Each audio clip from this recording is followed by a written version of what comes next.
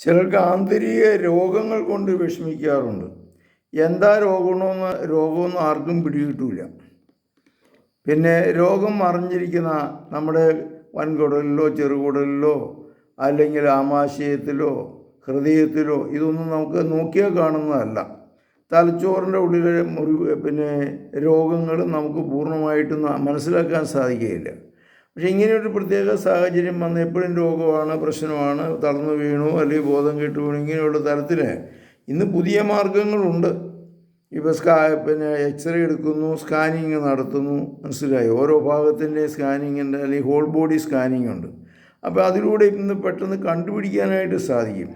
അപ്പോൾ നമ്മൾ ഇങ്ങനെയുള്ള ഒരു പ്രത്യേക സാഹചര്യം വന്നാൽ മറ്റുള്ളവരുടെ സഹായവും കൂടെ തേടിയിട്ട് ആന്തരിക രോഗങ്ങളുടെ മൂലകാരണങ്ങൾ കണ്ടുപിടിക്കണം. അപ്പോൾ നമ്മൾ ചെറിയ ഡോക്ടറുടെ അടുത്തൊന്നും പോയിട്ട് കാര്യമില്ല. നല്ല വലിയ ആശുപത്രിയിൽ എന്നുവെച്ചാൽ വിലപിടിപ്പുള്ള ആശുപത്രിയിൽ നല്ല ഉപകരണങ്ങൾ കൂടുതലുള്ള ആശുപത്രിയിൽ പോയിട്ട് നമ്മൾ അതിന് ഡോക്ടറുമായിട്ട് കൺസൾട്ട് ചെയ്ത് മരുന്ന് കഴിക്കണം.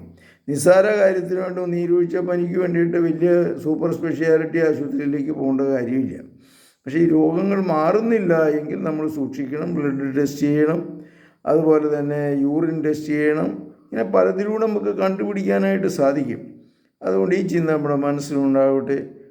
മാറാത്ത രോഗങ്ങളുണ്ടെങ്കിൽ അതിൽ നിന്ന് മോചനം കിട്ടാനൊക്കെ ഭാവന നമുക്ക് പ്രാർത്ഥിക്കാം. സ്നേഹസമ്പന്നനായ യേശുനാഥ, മാറാത്ത രോഗങ്ങൾ, തീരാത്ത രോഗങ്ങൾ കൊണ്ട് വിഷമിക്കുന്ന എല്ലാ മക്കളെയും അങ്ങയുടെ സന്നിധിയിൽ സമർപ്പിക്കുന്നു. കർത്താവെ, ഇവരെ അങ്ങ് തൊട്ട് സുഖപ്പെടുത്തണമേ. സമാധാനവും ശാന്തി ഇവർക്ക് നൽകണമേ. നമ്മുടെ കർത്താവ് ശംശിയായുടെ കൃപയും പിതാവായ ദൈവത്തിൻ്റെ സ്നേഹവും പരിശുദ്ധാത്മാവിൻ്റെ സംസർഗവും നിങ്ങളോടുകൂടി ഉണ്ടായിരിക്കട്ടെ, ഇപ്പോഴും എപ്പോഴും എന്നേക്കും. ആമേൻ. ശംശിയായിരിക്കും, സ്തുതിയായിരിക്കട്ടെ.